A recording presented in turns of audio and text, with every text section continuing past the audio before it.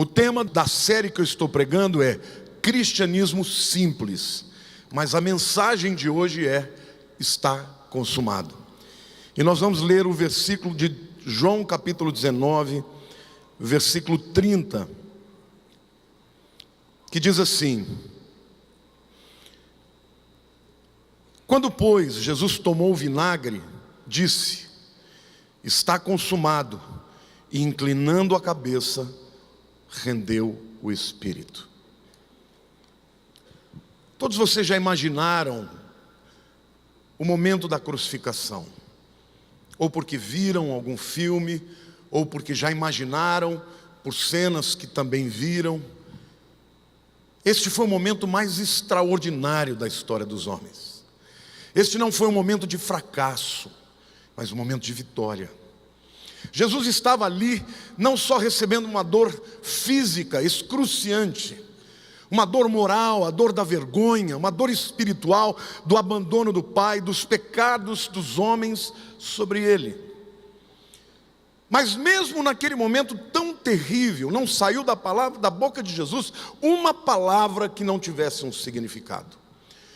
E ele, na verdade, fez 7 declarações muito importantes. Pai, perdoa-lhes, porque não sabem o que fazem. Hoje mesmo estarás comigo no paraíso, para o ladrão que estava na cruz ao seu lado.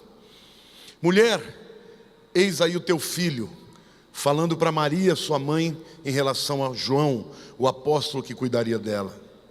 Meu Deus, por que me abandonaste? Para o Pai, porque de fato teve que ser rejeitado para que nós pudéssemos ser aceitos. Tenho sede. Naquele momento a sede de Cristo era maior do que uma sede física, era uma sede emocional e espiritual. A 6ª palavra foi: está consumado. E termina: em tuas mãos entrego o meu espírito. O que significa, na verdade, esta afirmação de Jesus: está consumado? Para a gente que não entende o significado da cruz, pode significar: acabou, né? Tem até o ditado que diz: na vida tem jeito para tudo, menos para a morte. Então, para as pessoas, a morte significa o fim, mas um fim de derrota, um fim de tristeza. Olha, acabou a minha vida, não dá mais tempo para fazer nada. Queridos, para Jesus, esta palavra significa algo completamente diferente. E eu quero começar afirmando para que vocês recebam com muita alegria e com júbilo. E cada explicação que eu der para vocês, eu quero uma salva de palmas para Jesus, porque a obra dele está consumada.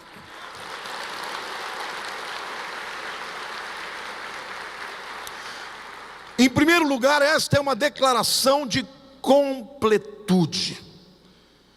Ele completou a obra que veio fazer. A verdade é que nós humanos deixamos esse mundo com muita coisa por fazer, por coisas incompletas. A pena cai da mão do escritor antes dele terminar o poema. O pincel cai da mão do pintor antes que ele termine o quadro. O cinzel cai da mão do escultor antes que ele termine a escultura. Negócios inacabados, obras inacabadas, projetos que não saem do papel, avós que morrem sem ver os seus netos nascerem, filhos que morrem em idade tenra antes de completarem uma história. Os homens muitas vezes são arrancados da vida antes que tenham completado a obra que sonhavam e que poderiam fazer. Mas Jesus não. Ele veio e ele completou tudo o que ele veio fazer. Olhe para a pessoa do teu lado e diga assim: graças a Deus que ele foi até o fim. Amém? Jesus completou toda a obra de Deus aqui na terra. E eu quero fazer algumas menções aqui. Ele completou a obra da criação, ele é o Criador. Nós sabemos que o livro de Colossenses diz que todas as coisas foram feitas por ele, sem ele nada do que foi feito se fez. Ele completou a obra. Lá em Gênesis capítulo 2, versículo 1 diz assim: assim pois foram acabados os céus e a terra e todo o seu exército. Diga assim: acabado. Mas no Apocalipse, lá no livro de Apocalipse capítulo 21, verso 1 e 5 a 7, a Bíblia diz assim: vi novo céu e nova terra, pois o primeiro céu e a primeira terra passaram, e o mar não existe. E lá nos versos 5 a 7 diz: e aquele que está sentado no trono disse, diga Jesus, eis que faço novas todas as coisas. E acrescentou: escreve, pois, porque estas palavras são fiéis e verdadeiras. Disse-me ainda: tudo está feito. Diga: acabado. Eu sou o alfa e o ômega, o princípio e o fim. Diga: acabado. Ele começou e ele vai terminar. Eu a quem tem sede darei de graça da fonte da água da vida, e ao vencedor herdará estas coisas. Eu lhe serei Deus e ele me será filho. Aplauda mais. Está acabado, está consumado.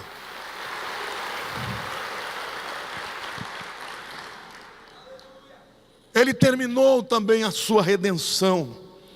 João 19:30, o texto que lemos diz: quando pois Jesus tomou o vinagre e disse: está consumado, e inclinando a cabeça, rendeu o Espírito.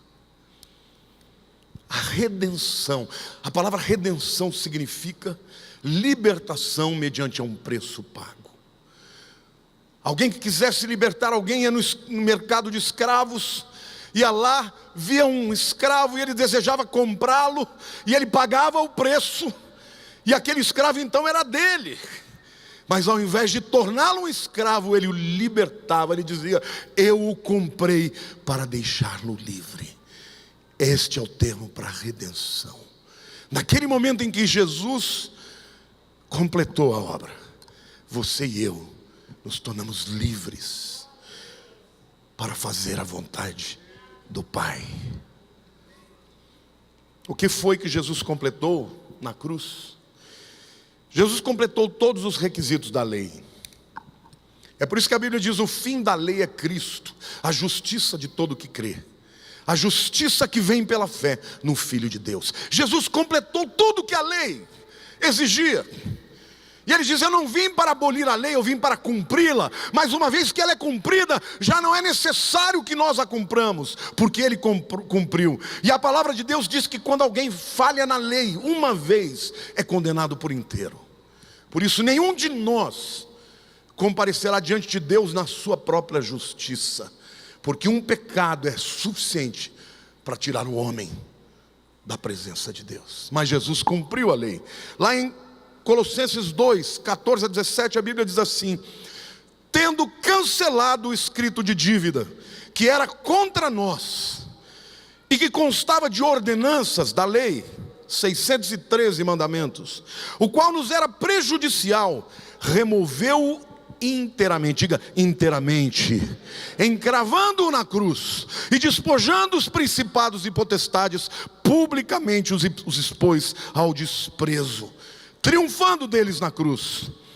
Ninguém, pois, vos julgue por causa de comida e bebida, leis, ou dia de festa, ou lua nova, ou sábados, porque tudo isso tem sido sombra das coisas que haviam de vir, porém o corpo é de Cristo.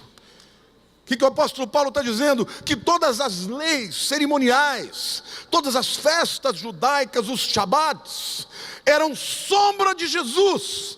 Ele é tudo isso. Quando nós celebramos as festas judaicas, não é porque nós precisamos, é porque elas apontam para aquilo que Jesus é.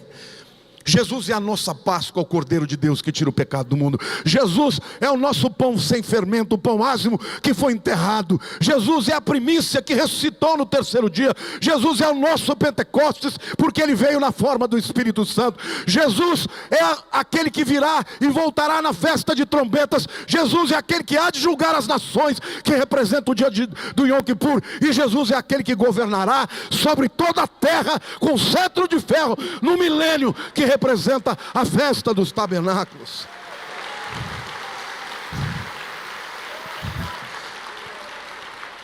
Nós não estamos presos a isto.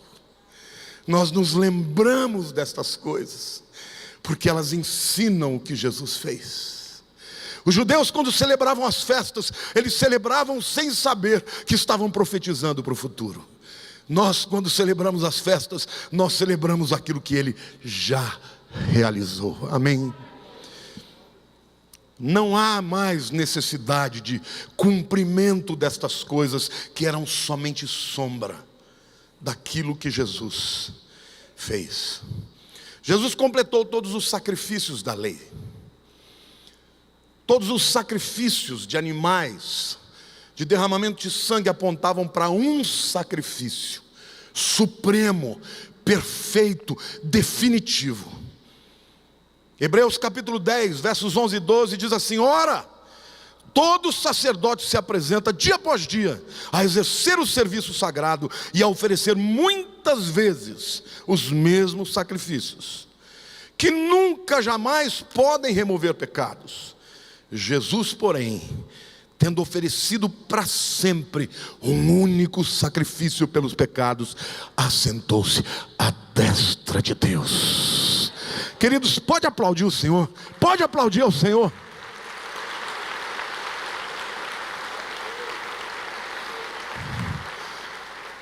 Estar à destra significa um lugar de autoridade. Assentar-se fala de descanso, porque completou a obra. Jesus já cumpriu a obra, meu querido. Não tente merecer a salvação ou ganhar a sua salvação, porque ela já foi paga. E o preço foi alto. Você só tem que recebê-la e crer nela e se valer dos seus privilégios e dos seus benefícios. Amém?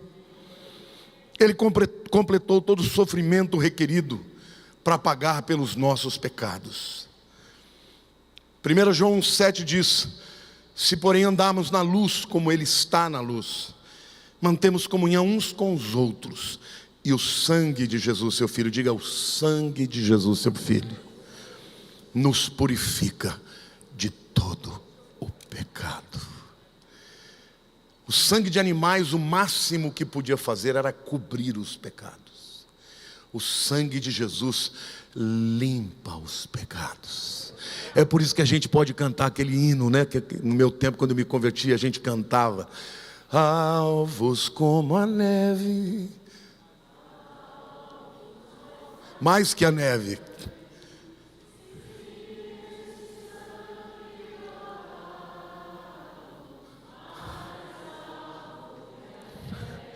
Oh, aleluia, tem bastante batista aqui, hein? Oh, glória a Deus.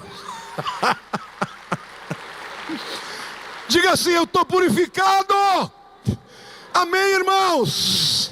A Bíblia diz que Deus pega os nossos pecados e lança nas profundezas do mar, e deles não se lembra, porque Jesus completou a obra. Amém, irmãos? Graças a Deus. Olha para a pessoa do teu lado e diga assim: eu não sei porque você está triste, porque você não devia ficar triste. Mas sabe que Jesus completou, e completou da maneira correta. A gente vive num tempo da ética do pragmatismo. O camarada quer completar e faz qualquer coisa que for necessária para completar. Não importa os meios. Mas, querido, eu quero que você saiba que nada disso vai ficar impune. Agora, Jesus não. Ele completou da maneira certa. Quando ele diz está consumado, ele está dizendo: eu cumpri todos os requisitos.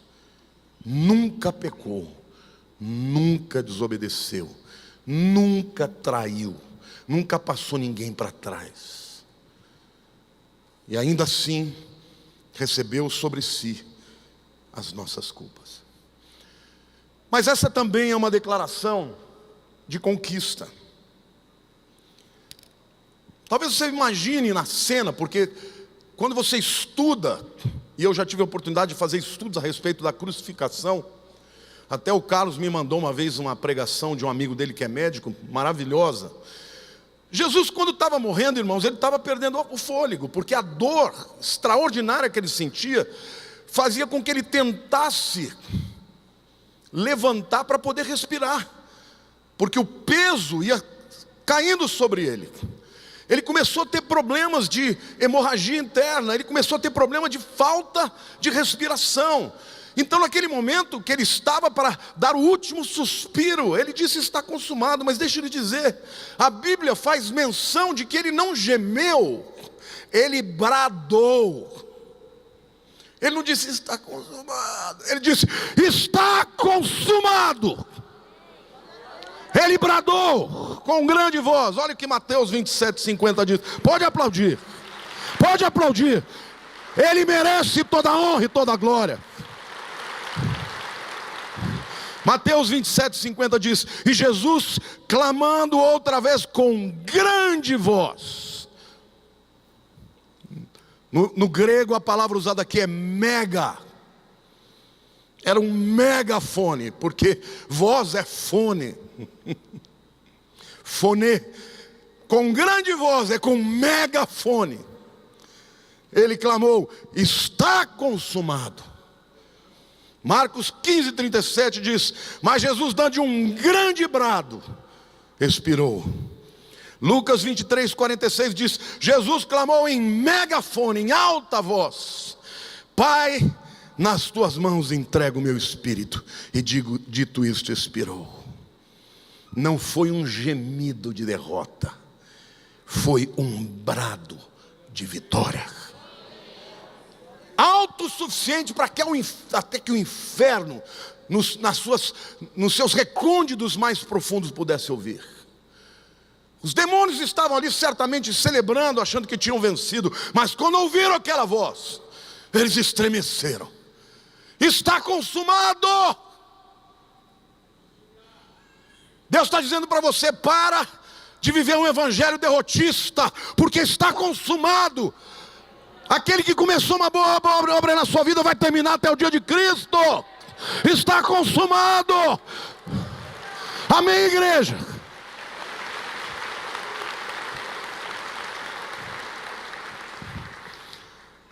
A promessa do jardim do Éden foi cumprida. Gênesis 3:15 diz assim: aqui é um diálogo entre Deus e Satanás.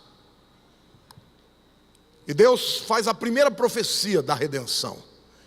Gênesis 3:15: porém inimizade entre ti, Satanás, e a mulher, Eva e os seus descendentes, né?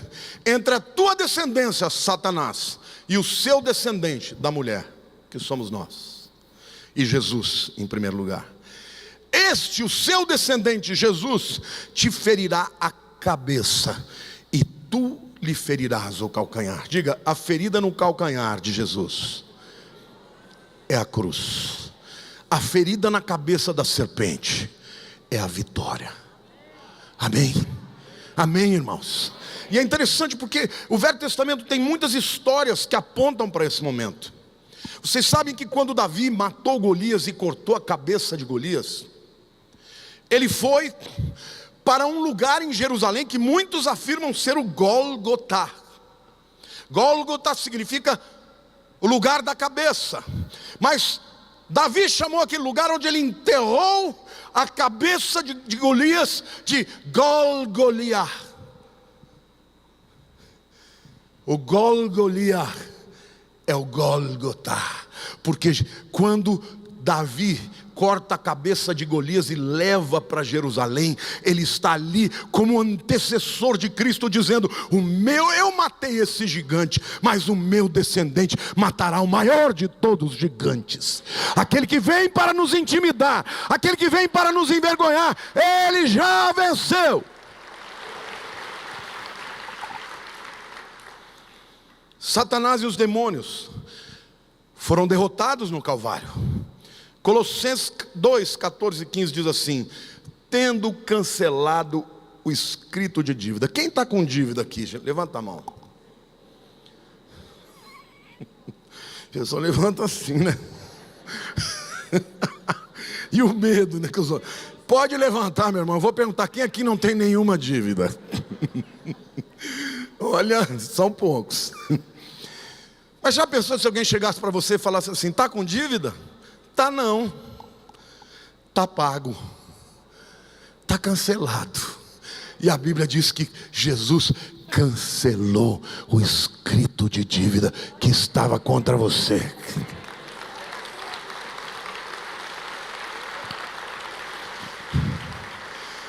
Tendo cancelado o escrito de dívida que era contra nós e que constava de ordenanças, o que nos era prejudicial, removeu inteiramente, diga inteiramente, encravando na cruz e despojando os principados e potestades, publicamente os expôs ao desprezo, triunfando deles na cruz. É um brado de vitória a despeito do clamor da multidão, porque o texto nos mostra que a multidão gritava zombando dele: és o Filho de Deus, desce daí. Coitado, está esperando em Elias. Zombando e gritando, uma turba falando, mas uma voz sobressaiu as outras. Era a voz do Filho de Deus, declarando: está consumado. Então quando o diabo vier te acusar, você declara: está consumado. Quando alguém te acusar, você diz: está consumado. Ele tinha milhares de anjos à sua disposição. Isso é o mais lindo de tudo, irmãos, porque ele podia ter descido daquela cruz. Podia ou não podia? Podia ou não podia? Mas como assim, pastor? Ele estava cravado, pés e mãos. Ué, ele não podia ordenar um terremoto?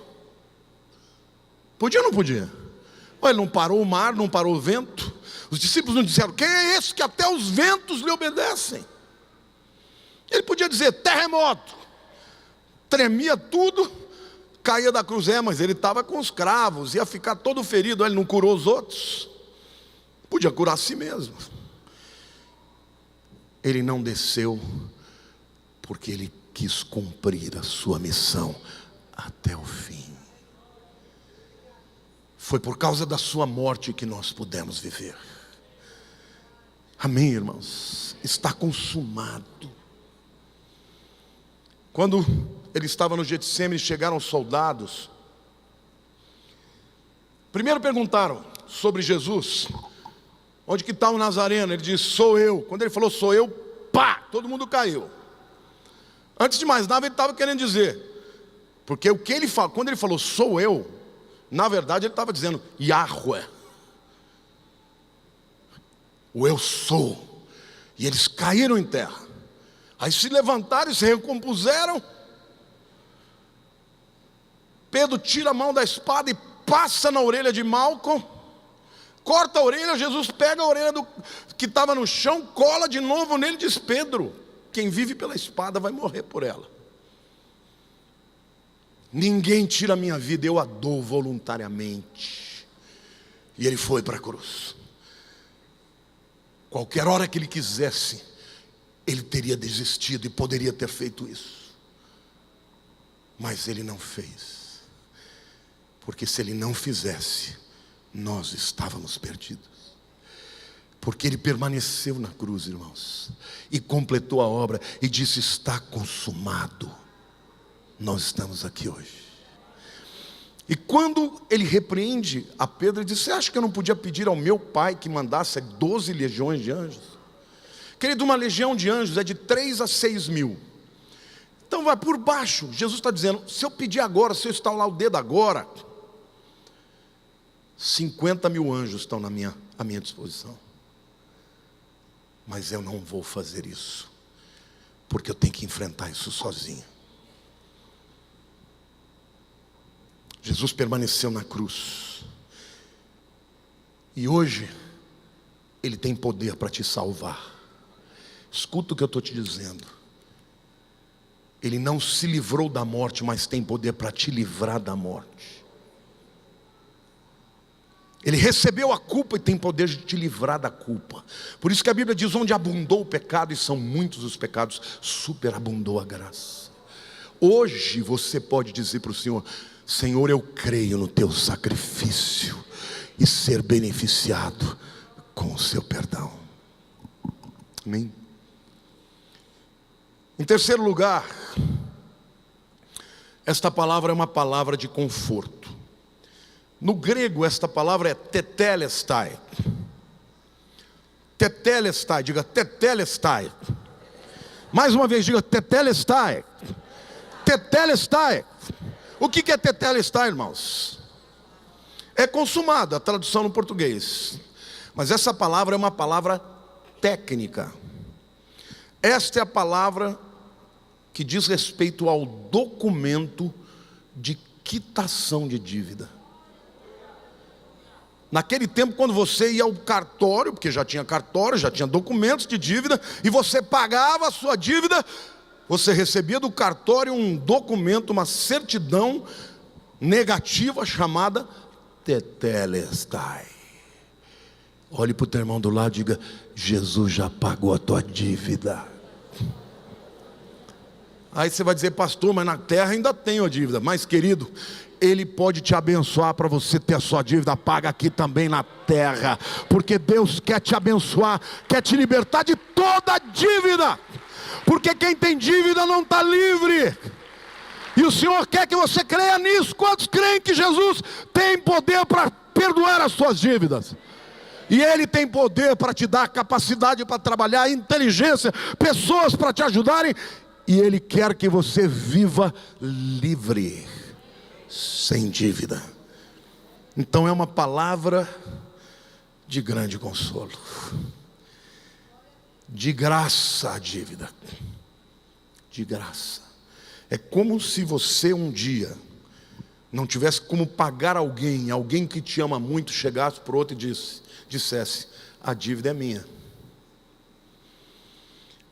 Uma vez eu tive a oportunidade de fazer isso, óbvio que eu não vou citar o nome, mas a gente sempre recebe essa coisa de ser perdoado na dívida. Mais uma vez, tinham 2 irmãos na igreja que estavam brigando, porque um devia para o outro. Acontece que o camarada que devia já tinha feito tanto por mim, que eu fiz de tudo para resolver o problema. E o camarada que precisava receber, não tinha palavra. Eu chorei, eu falei de Jesus, eu fiz de tudo. E o camarada falou: não, ele tem que me pagar e ponto. Aí um dia eu cheguei para ele e falei assim: essa dívida eu não tenho condição de pagar de uma vez, mas eu vou te pagar em 10 vezes. A partir de hoje, a dívida dele não é mais dele. Eu comprei a dívida, é minha. Aí ele falou: mas pastor, eu não posso aceitar que você fique devendo. Eu falei: não é que você vai aceitar, eu já comprei a dívida, é minha. Ou você aceita ou você perdoa. Ele falou: então eu perdoo. Aí eu cheguei para o irmão e falei assim: tua dívida está paga. Como? Eu comprei. Só que quando eu comprei a dívida, ele me perdoou, então está tudo perdoado. Glória a Deus. Foi isso que Jesus fez por nós, irmãos. Só que eu não tive que pagar a dívida. Jesus teve que ir até o fim e pagar. Olhe para a pessoa ao teu lado e diga: ele foi até o fim. Diga: está consumado. Então, em nome de Jesus, se o diabo está te acusando, diga: tá tetelestai. Se o diabo está te cobrando, diga: tetelestai. Está pago. Se Satanás está te oprimindo, diga: tetelestai. Está pago. Aplauda o Senhor. Jubile diante do Senhor. Está pago.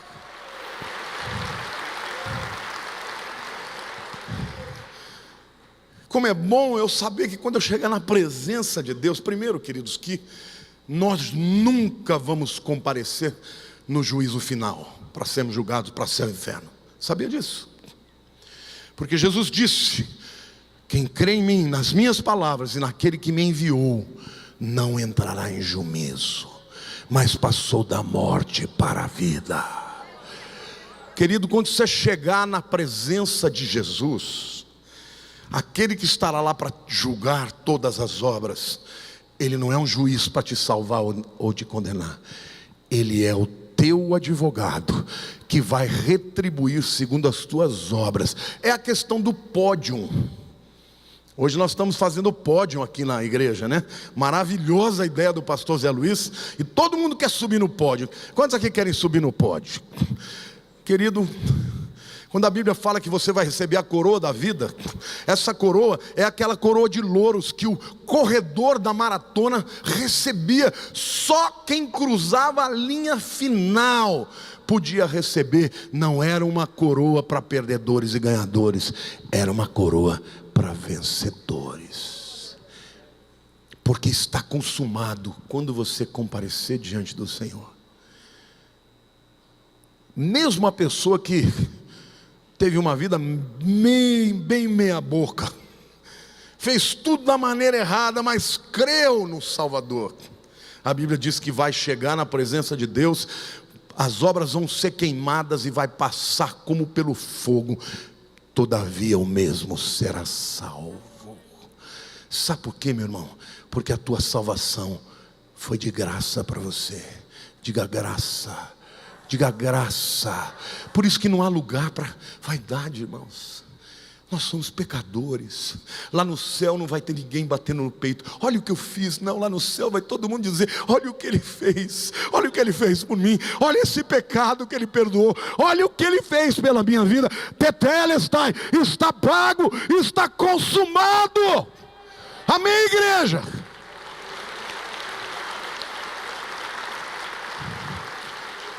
Que grande consolo. Que grande consolo. Eu quero terminar essa palavra dizendo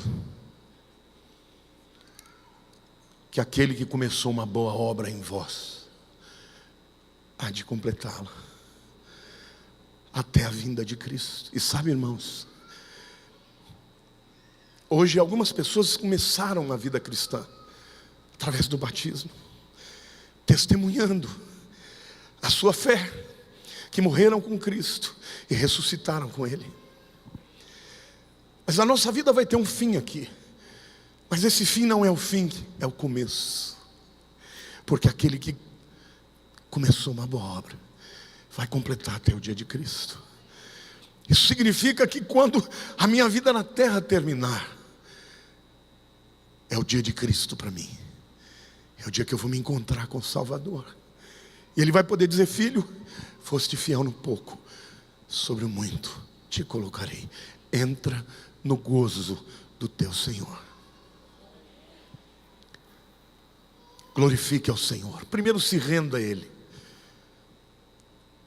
Tire toda a vaidade, porque nós somos todos humanos, falhos, cheios de defeitos, de pecados, fracos. Muitas vezes prometemos e não conseguimos cumprir. Mas quando Ele entra na nossa vida, aquele que começou uma boa obra há de completá-la até o dia de Cristo. E a vereda do justo é como a luz da aurora, vai brilhando mais, e mais, e mais, e mais, até ser dia perfeito.